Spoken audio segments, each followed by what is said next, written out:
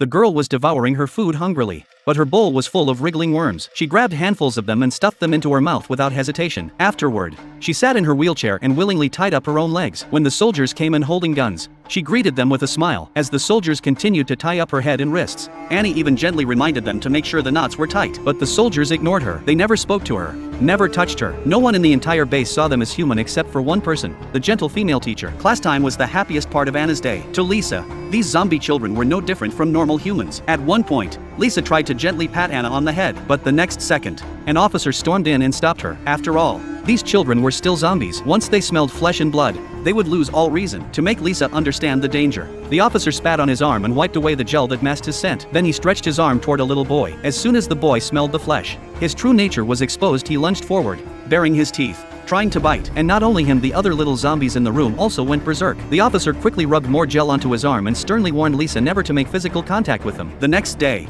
Anna heard the usual call and sat in her wheelchair as always. Soon after, a soldier with a gun and an officer entered the room. But this time, they didn't take her to class, they pushed her toward the outside. Moments later, Anna was taken into a laboratory. It turned out that Anna possessed extraordinary learning and observation abilities, and they hoped to find the key to developing a vaccine from her. To calm her down, the doctor immediately injected her with a tranquilizer. Anna soon lost consciousness, and the two men lifted her onto the dissection table, strapping her tightly in place. But just as the experiment was about to begin, something unexpected happened.